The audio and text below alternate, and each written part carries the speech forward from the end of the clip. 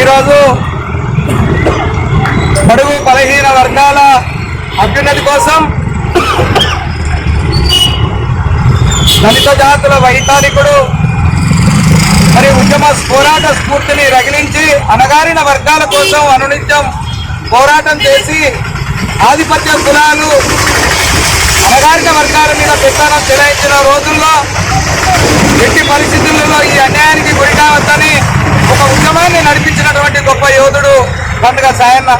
మరి ఈ తెలంగాణ ప్రాంతంలో మహబూబ్ నగర్ జిల్లాలో అతని జననం అయితే అనేక చోట్ల ఆయన ఉద్యమాలను ఒక కమిటీలుగా ఏర్పాటు చేసుకొని ఉద్యమాలు చేసిన చరిత్ర మన కళ్ళ ముందట కనిపించింది.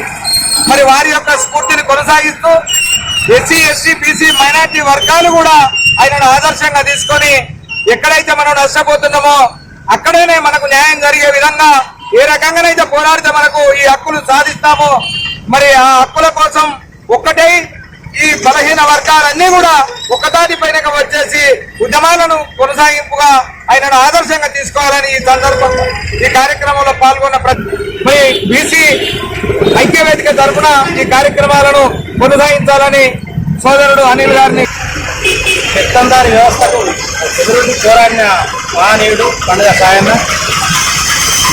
అరాచకాలకు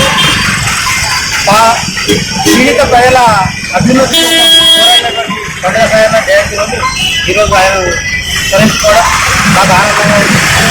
మరియు ఈ ఆయన ఆశయాలను ఇంత ముందుకు తీసుకొని పోతామని ఇతర బిడ్డ పండుగ సాయన్న జయంతి ఉత్సవాలను ద్వారా హుస్నాబాద్లో నిర్వహించడం ఆశ్చర్యం. ఎందుకంటే చరిత్ర మరిచిపోయిన వీరులు ఎంతో మంది ఉన్నారు. ఈ ప్రజల కోసం, ఈ సమాజం కోసం, బహుజన స్థాపన కోసం కష్టపడ్డ వాళ్ళు ఎంతో మంది ఉన్నారు. అటువంటి మహనీయులను గుర్తు చేసుకోవడం ఇవాళ అది హుస్నాబాద్లో జరగడం చాలా చాలా సంతోషం. పండుగ సాయన్న చరిత్ర చాలా మంది తెలియకపోవచ్చు, కానీ గొప్ప వీరుడు, యోధుడు, పీడిత జనాల కోసం తిరగబడ్డ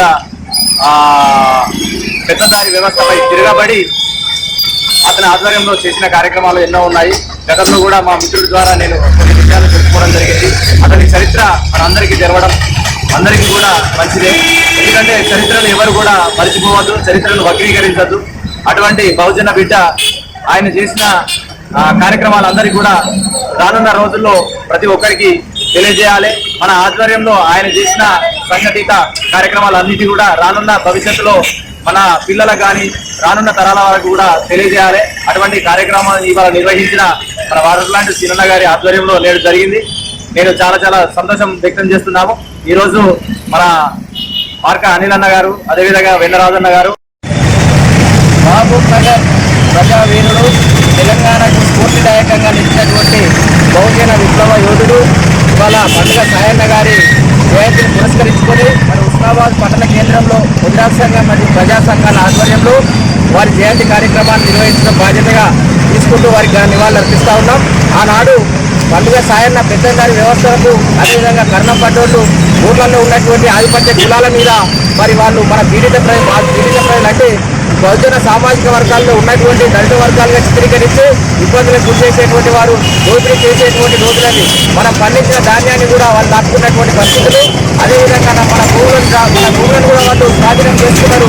భూస్వామ్య వ్యవస్థలో కూడా మరి ఆనాడు ఇవన్నీ దగ్గరగా చూసినటువంటి మరి మన పండుగ సాయన్న ఇవన్నీ అరాచకాలను తట్టుకోలేక వాళ్ళ కుటుంబంలో కూడా ఆయన భూమిని తప్పుకోవడం, వారి సొంత చిన్నమ్మను కూడా మానభంగం చేసి తప్పడం తీర్చుకునేటువంటి సాయన్న గారు ఎలా అయినా పోరాటం చేయాలి, ఇంకా భారతదేశంలో బతుకుతుంది కష్టమని చెప్పి ప్రజలకు స్వేచ్ఛ రావాలంటే నిరంకుశంగా వ్యవహరిస్తున్నటువంటి నిరంతర పాలకులైనటువంటి నిజాం సర్కారు మీద, అదేవిధంగా నా ప్రాంతంలో పెద్దందారులుగా చలామణి అవుతున్నటువంటి దొరలు, అదేవిధంగా కర్ణం పటేళ్లు ఇలా వాళ్ళు భూస్వాములు ఉన్నటువంటి వాళ్ళందరిపైన కూడా యుద్ధం ప్రకటించి మరి వాళ్ళ దగ్గర సామాన్య ప్రజల దగ్గర దోచుకున్నటువంటి సంపదనంతా కూడా దోచుకొని తెలంగాణ రాబిన్ హుడ్ అంటే ఒక మంచి దొంగ అని అర్థం.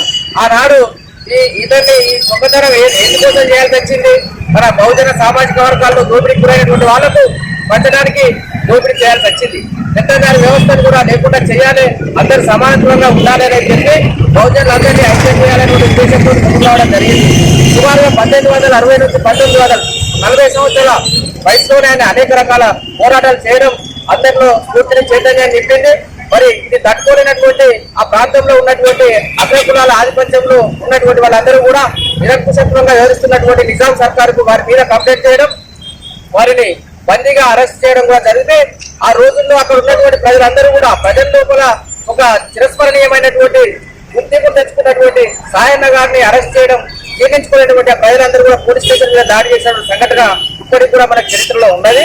అదేవిధంగా ఈ సాయన్నను అరెస్ట్ చేయించడము, సాయన్న జీవిత చరిత్ర మూసింది, చంపించడం అనేటువంటి అహంకారంతో అక్కడ ఉన్నటువంటి పెత్తందారులు ఎవరైతే పెత్తందార వ్యవస్థకు సంబంధించినటువంటి అగ్రకుల ఆధిపత్యదారులు ఎవరైతే ఉన్నారో ఒక దావా చేసుకుంటా ఉన్న సందర్భంలో ఈ ప్రజలందరూ కూడా మూకుమ్మడిగా దాడి చేసి వాళ్ళని కూడా హతమార్చడం జరిగింది. అంటే చరిత్రలో ఏదైనా కానీ మన మీద దాడులు జరిగితే ఎందుకు మనం వాటిని పోరాడకుండా ఉంటే ఇంకా దాడులు పెరుగుతాయి, నష్టం తప్పదు అనేటువంటి సిద్ధాంతాన్ని మనకు ఆనాడే ఆ పోరాటాన్ని నేర్పినటువంటి వాళ్ళందరినీ కూడా ఆదర్శంగా తీసుకొని రేపు రాబోయేటువంటి భవిష్యత్తులో కూడా బహుజన రాజ్య విస్తరణకు బహుజనులంతా కూడా రాజ్యాధికారం చేపట్టే విధంగా ఇవాళ తెలంగాణ రాష్ట్ర ప్రభుత్వం 42% బీసీ కోసం రిజర్వేషన్లు తీసుకున్నటువంటి అంశాన్ని కూడా తీసుకొని తప్పకుండా మేమందరం కూడా మూకుమ్మడిగా బహుజన సామాజిక వర్గంలో ఉన్నటువంటి బలహీన వర్గాలను ఎస్సీ ఎస్టీ బీసీలు అందరి కలుపుతూ కూడా పోరాటం చేసి దాన్ని తప్పకుండా సాధిస్తాం.